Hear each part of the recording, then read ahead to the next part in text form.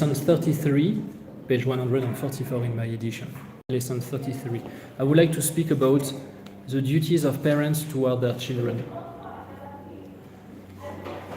It's a very delicate mission to be a parent. You are given souls, and children are beautiful souls, but very fragile at the same time. You remember these tough words of Jesus in the Gospel of Saint Matthew? But he that shall scandalize one of these little ones that believe in me, it will be better for him that a millstone should be hanged about his neck and that he should be drowned in the depth of the sea. This is a merciful God who speaks here. And it's tough. The sin of scandal is bad. And to corrupt children, to lead them to corruption, is a sin that deserves this kind of punishment. So I just would like last week to give you a series of advice if you are a parent, but it can even help you anywhere. Parents should give their children the necessary food, clothing, and shelter. This is a minimum. This obligation rests on both parents, whether living together or if they are separated. They must also keep their children from all danger to life or health. So parents should give food to their children. They should give them clothes. They should give them a roof. And it's not that obvious. I know in Kenya, some families, very sad stories where a man has, let's say, 2 children with a lady, then he goes with another lady, but the new lady doesn't want the 2 children, and so they're not welcome at home. And the children, they are like maximum 14 years old, and maybe the other one is 10 years old. They don't have anywhere to sleep for the night. They sleep in the street, they sleep in the friend's house sometimes. How can we be so unhuman? Okay. And this is really bad. How can the father tolerate that? This example is here to remind us that it's not obvious for everybody. We all agree that we should give food and shelter to the children, but it's not that obvious for everybody. Welcome.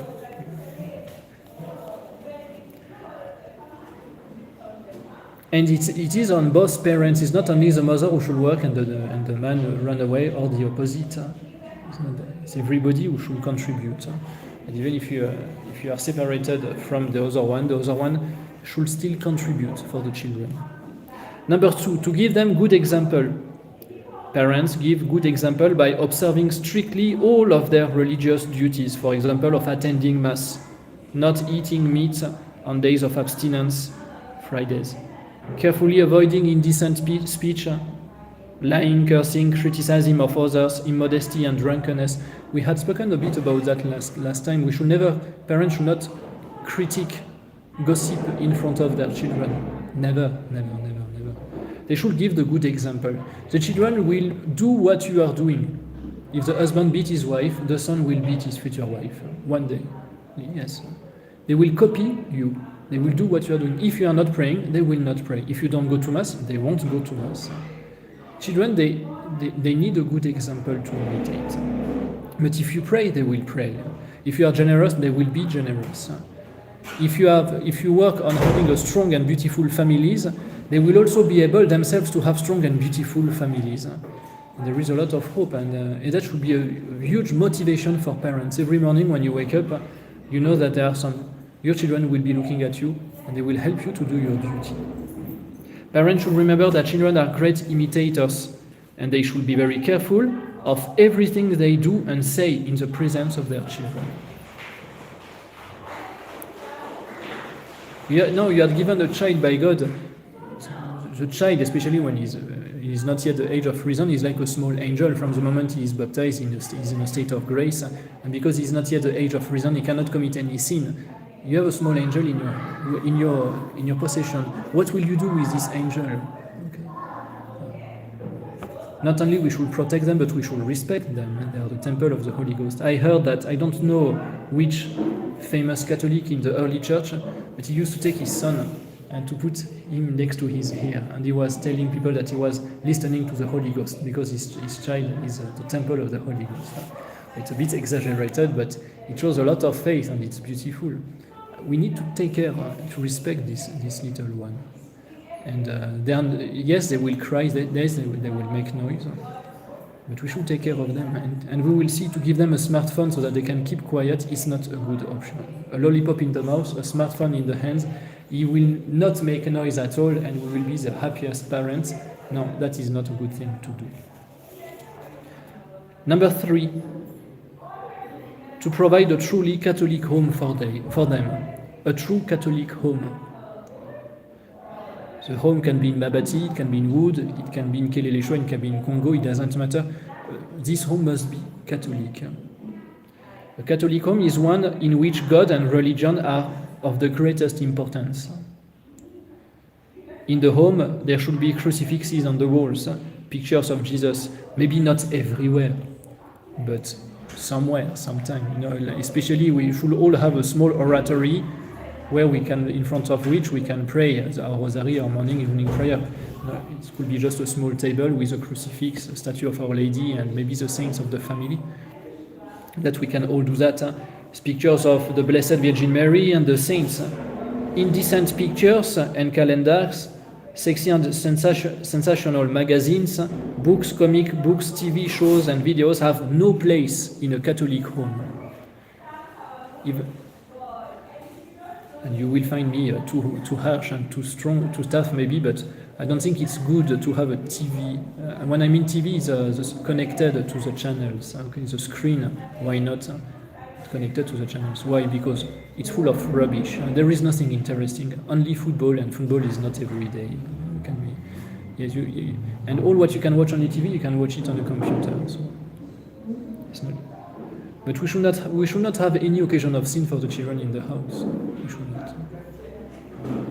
I know families where the TV is not in the main room but in the bedroom of the parents, meaning the children, they can rarely watch TV. And when they watch, it's completely under control. But it's so sad nowadays. You are invited someone, the first thing you see, it's not the crucifix in the house, it is a TV. You are welcomed by a TV, and sometimes the TV is on, with a silent mode. But it's on. It's like you feel that you are not welcome in this house because there is already a TV. So attention is already attracted somewhere. This is not healthy. This is not good.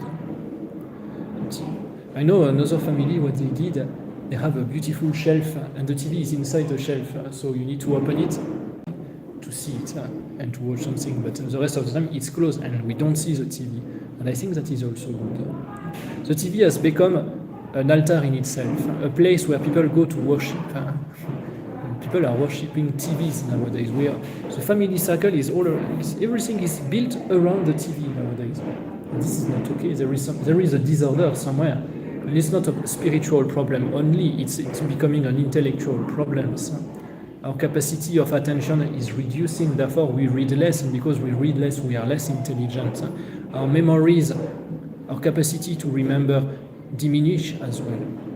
It's becoming even a physical problem because when we are watching TV, we are not moving, we are not acting, and we can even grow fat and all these problems just because of this TV. It's not healthy. So we should really build a Catholic home for the children. And we should have good books, good library, good newspaper, good Catholic magazines. The house should not be empty. I'm not saying that, but it should be full of good things. Number 4, we should have them baptized as soon as possible after birth. As soon as possible, not after 3 months. A Catholic should not wait for 3 months before to baptize the child. It should be as soon as possible. It means as early as a mother can get out of the hospital and she's in a good health, of course. If the child is in danger of death, he can be baptized by the parents themselves. But we should not wait. It is a serious sin, meaning a mortal sin, to delay the baptism of infants. And if there is any danger to the life of the newly born baby, the priest should be called immediately, and if the priest cannot come, parents can do it. Even the nurse could do it. It can be given by anyone, this baptism, but preferably someone other than the parents. The one baptizing need to be Catholic. He may be of any. The one baptizing need not to be Catholic. If the only one who can baptize your baby is a Muslim and a doctor, he can do it as long as he agrees. Okay, as long as he wants to do what the church wants to do. Anybody can baptize, and Jesus wanted everybody to be able to baptize because baptism is very important, and without baptism there is no salvation. So how do you baptize someone? You just take water. Not soda, not tea, not coffee, water, true water, and you pour it on the forehead, on the head here, of the baby. It has to touch the skin, and as you pour the water, you say, "I baptize you in the name of the Father, and the Son, and of the Holy Ghost." Jesus really wants salvation for everybody. Baptism is a must, and therefore anybody can give in case of danger of death. The rest of the time, you can wait a little bit, but in France, for the custom, at least in the tradition, is we ring the bell after each baptism to let people know the good news that there is a new Catholic. But we ring the bell only if the baptism has take place after between 1 and 8 days. If the child is baptized after 9 days or 10 days, we don't ring the bell because it's too much. We are waiting too much. So it's a problem of prudence, but sometimes people delay baptism because they wait for an auntie who lives in China and she needs 1 month to come. It's not reasonable. Okay. Or maybe people wanted to organize a party and they need to wait for the end of the month to have more money. The party is becoming more important than the soul of their child. You never know what can happen to a baby. Babies are weak, they can die anytime. We should not put their salvation in danger. It's not charitable from the parents. So it's important because it's becoming a custom to delay baptisms in this world. People are waiting for 6 months, 1 year, 2 years. It's not normal. There's the one who should follow up on that. And for that, you need to go to Mass with your children. Don't go to Mass alone and let your children go and do nothing. You should be with your children at Mass. And it starts from the very beginning. Babies are not obliged to go to Mass. But if it's good, they go as early as possible. Yes, sometimes you will have to go out because they cry, but it's okay. It's okay. You should get used to it. And you will teach them yourself how to follow Mass. You go to Mass with them, you follow your Mass with a missal, and you help them to follow the Mass with you. When they are very small, I know in France it is what people do. The children, we make for them a small book with full of beautiful pictures about the Mass, about the saints. They will eat it. It's in plastic so that they can eat it. And turn it, or destroy it during Mass. It's okay. We know they have a book already.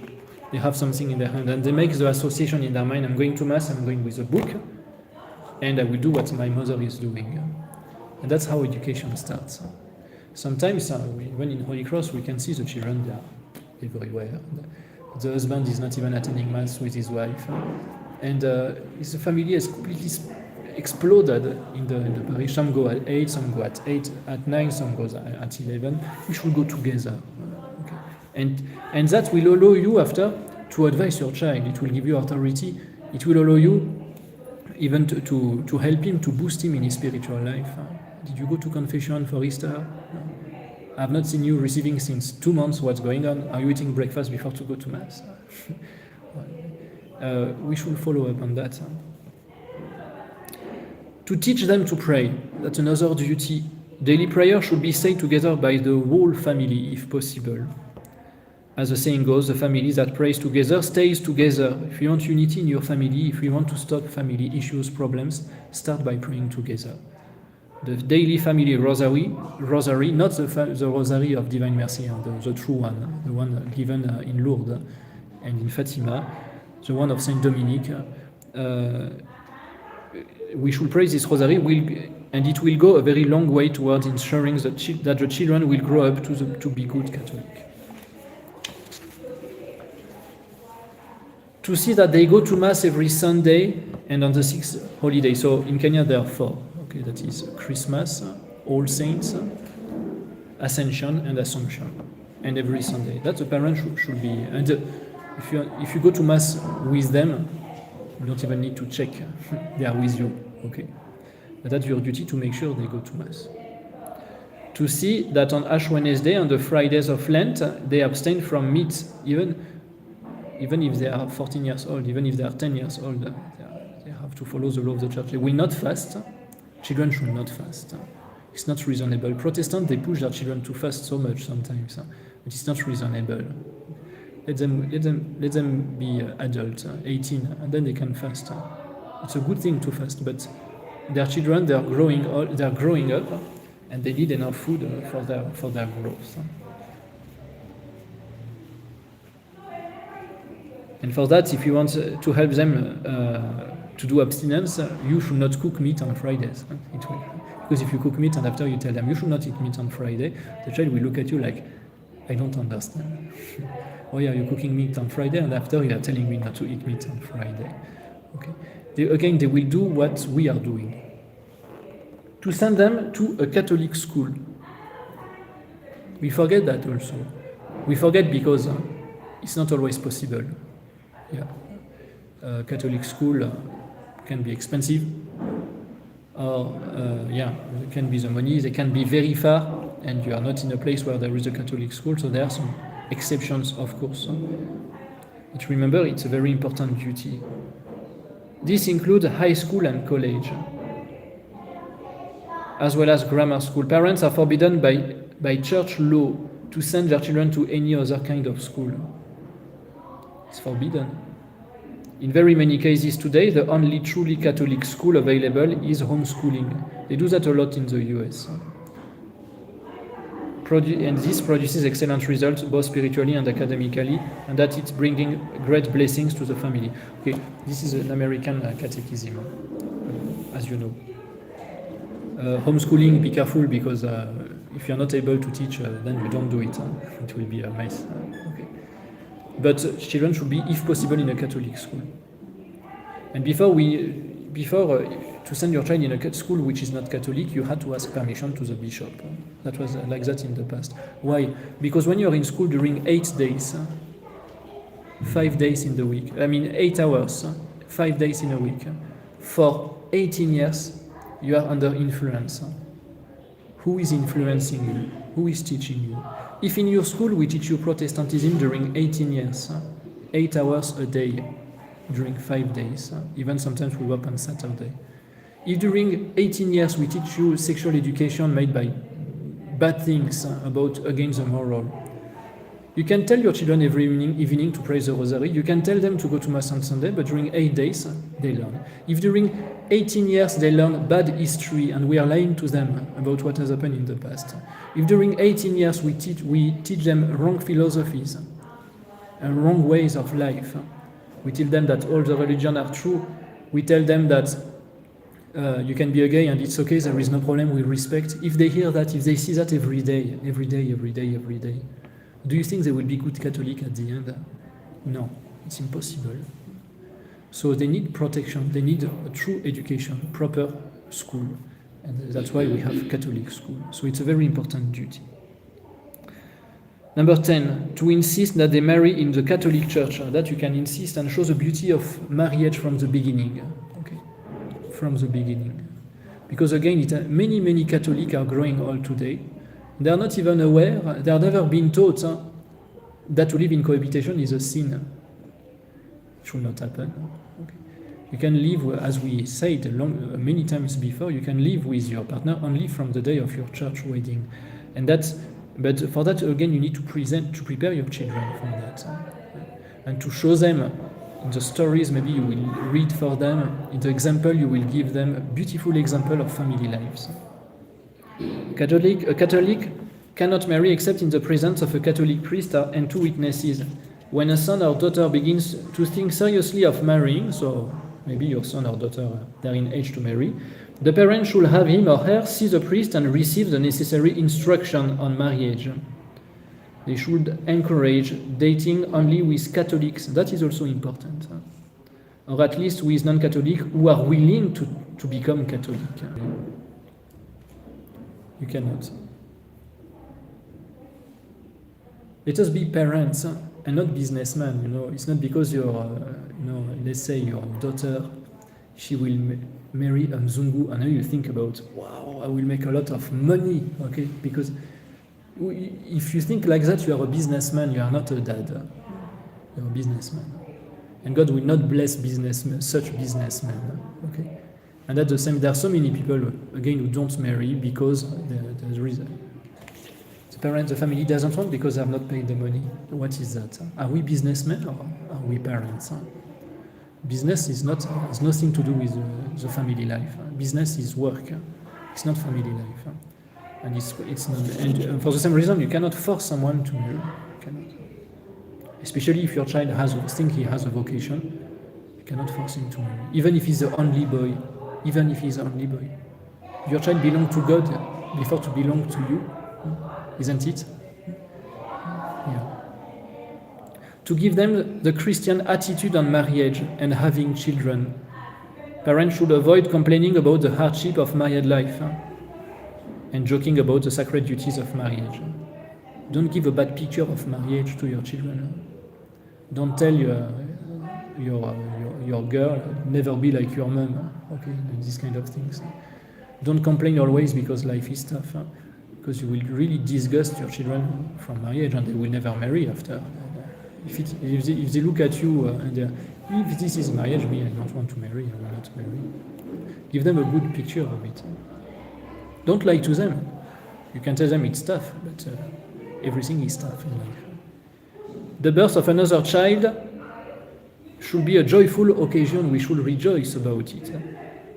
For the whole family, so that the other children will consider having children as the greatest blessing of married life. Yes, we can make a party after the baptism. It's okay, and we celebrate, and because we are happy of the coming of this newborn, and it's a blessing for the family. You should prepare them for marriage. The children should be taught the serious duties and responsibilities of marriage, both by word and example.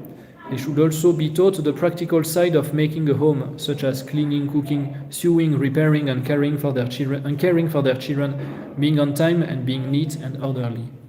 And that means that you need to spend time with them. It's sometimes difficult because if you are working, single mother who is working, she will try her best.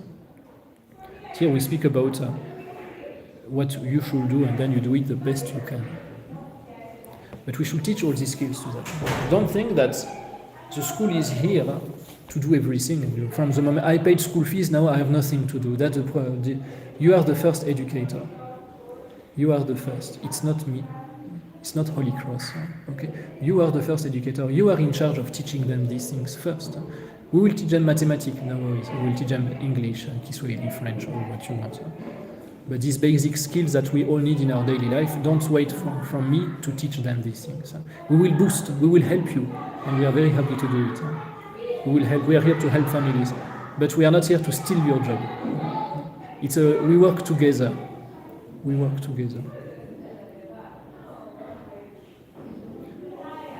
To teach them the facts on sexuality, that is important. This information should be given carefully, of course, and with great emphasis on the beauty and sacredness of it. Okay. Answers to the question about the fact of life should be correct, but always suited to the age and mental development of the child. Don't teach these things when they are 6 years old. It's too early. Okay. But don't wait for them to be 25 years old and you have not said anything. Okay. Parents should encourage the confidence of their children so that the children will come to them for information. If you are not doing it, Google will do it. If you are not answering their question on that, they will look for answers by themselves. They will go on the internet and they will find bad things and they will fall in pornography and all these things. If you are not doing it, bad friends will teach them and they will fall in many things also. It is the duty of parents to teach them the reality of life, and it's not a bad thing. It's not science, and it's good to be able to do it. So wait for the proper time to do it, of course, and that now it depends of each child. Boys are not the same as girls. The mother should explain things to her daughter And the dad should explain things to his boy and wait for the right time. But remember that, especially in this modern time, children are exposed very, very early to bad things. Very, very, very early. It means that you should not delay too much before to teach them these things. Right? Find a good time, the right time, and a good moment. Find the good words to do it. And if you don't know how to go about it, you can ask. There are many fathers and mothers of family, very good Catholic in the parish, who can also help. And that's why I was telling you last time, it's good to have these family circles to be together. And we share our problems. How do I explain that to my child? How do I go about it? But it is your duty to do it. Your duty. Nowadays, the government wants to take your duty. He wants to do things for you. And that's why we bring sexual education in class. And it's coming in Kenya, it is there in CBC. That's why we run away from CBC. We don't want CBC here. In France, I have seen the program for even nursery school, what they teach, sexual education. It is truly horrible to the children. And you as parents, you have to take care of, to protect your children against that. Make sure they don't learn these bad things, and make sure you are teaching them what they need to know at the right time, at the right moment. But it is important, again. Let us not run away from our duty. To protect them, we should also from sin, particularly sins of impurity.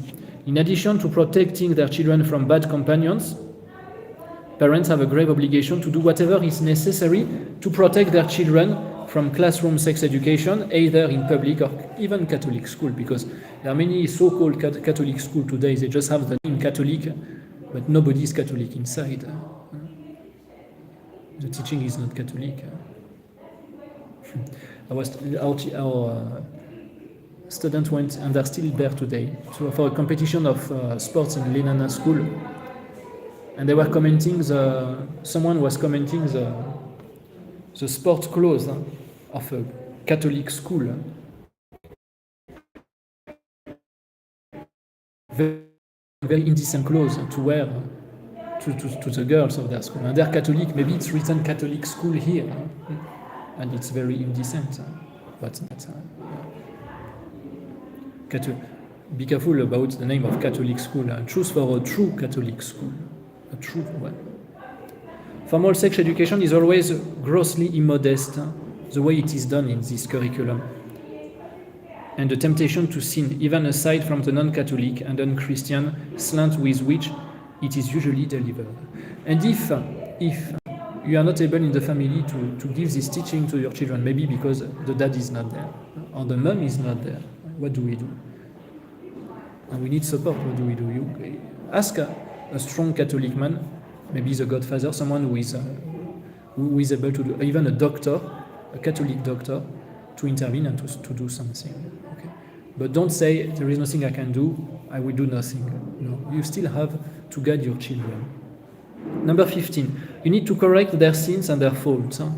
It is a serious sin to neglect this duty. They need to be punished sometimes. Okay.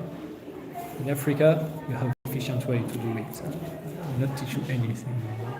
Sometimes I'm a bit scared, to be honest. One day a mother of family told me, Father, today I have beaten everybody in my family. I hope she has not beaten her husband, but she has beaten everybody, and she was using a very cable for electricity. And she was telling me, my son was kneeling praying Hail Marys, but I told him, it's too late now. Even if you pray Hail Mary, I will beat you. Sometimes we are a bit excessive. You should never beat your children because out of anger. Because you will go too far. And to go too far, it's an injustice. You are not allowed to be unfair. It's not because you are upset that everybody should be beaten. You should be corrected according to the gravity of your fault. And if you have just stolen a sweet, you do not deserve to be beaten 40 times with wipes. Okay. Sometimes we are excessive. But there is another excess. The excess of parents who do nothing. And their children is a king at home and does what he wants. It is not okay too. You should find a way. To teach them the virtue of honesty, obedience, trustfulness, purity, and modesty in dressing. So that you have to teach that to your children, boys and girls. You have to teach them how to go to Mass on Sunday. You don't go to Mass with a t-shirt of Arsenal. You go to Mass with beautiful clothes. If we were going to see the president of Kenya for a function, we would dress smartly. Why are we not going to mass with smart clothes? God is more important than Ruto. And we should dress well, and that is, we should teach these things, these skills, to our children. Modesty. Sometimes children, they wear very scary clothes. No, or you can see children coming for catechism here on Saturday. One has a T-shirt where it's written suicide here. I'm not sure it's good to allow them to dress this kind of clothes. You are spreading messages. Or you have a beautiful plant of cannabis and draws that on your clothes. What's that? Are we Catholic? Are we the children of light or the children of darkness? Which message are we sending to people? People, when they look at us, they should see we are not like the other. They should see we are Catholic. If we are wearing this kind of clothes, which message are we sending to people? To teach them respect for the right and property of others. Many parents sin seriously by bad example in this matter. We should respect the rights of others, respect the property of others, but respect the reputation of others. Do not gossip in front of your children. You should teach them to respect for all lawful authority. Even if the president is bad, we respect the authority. If not, you will raise up a generation of anarchists, and they will not respect anyone, and that is gravely bad. Very bad. We need to respect authorities, because authority is given by God, and even if people are misusing their authority, authority deserves respect. Children should be taught early to respect all lawful authority, especially the authority of the church, the state, and the school. To give them the wholesome recreation and keep them from evil companion. I finish quickly, but make sure they have good... I could speak a lot about smartphone, but just remember that. Don't give a smartphone to your children before the age of 18, before they finish school. Don't do that. In France, the Assembly has voted a law to forbid social media to children below 15 years old. At last, it took them 10 years to understand that there is a problem and we should protect the children. Even this bad government has understood there is a problem, and phone will be soon forbidden from from secondary school in France. And we have voted a law, social media forbidden for children below 15. Remember that the content of Snapchat, if your child is using Snapchat, 80%, and those are not, it's not me who says it, it's professional. 80% of the content of Snapchat is sexual content. 80%. And you cannot control what they do because, the message disappears after a few seconds. You cannot control. 25% of the content of YouTube is also sexual content. And we allow sometimes the children to spend hours on the phone, watching the short on YouTube, on TikTok, and all these things. Remember the responsibility you have to help them to be holy. Don't give them a phone. Do not give them a phone. It's not the way to educate children. You will have peace maybe when they will be between 5 and 10 because they won't make noise. But you will not have peace when they will be 20, 30, 40 because you will have now to pay the consequences of this bad decision that you made 20 years ago. So we should really protect them. Lastly, we should encourage the child's desire to be priest or brother or your sister if it is their vocation, if God is calling them. And again, don't force them to be so. If it is their vocation, help them. And there is nothing more beautiful for a family to have vocations. But don't force your children to have a position in the church. There are some people who go to seminary because mom said so. In Holy Cross, if we have such a pre-seminarian, I can tell you he will not stay long. Okay, we are here to do the will of God, not the will of his mom. Okay, and but encourage, show the beauty of giving our life to God. Yeah, even if he is the only son, even. Our children belong to God, not to us. So those are a few advice out of many, but just common sense again for parents towards their children. We are done with the sacraments. Next week we start speaking about the commandments. It is the fourth pillar of our catechism. The 10 commandments of God, and we will add also the 6 commandments of the church. The commandments of the church are not different. They are not new commandments. They just help us to follow the commandment of God. Only that. So 10 commandments. We start with the first one next week about God. Let us pray.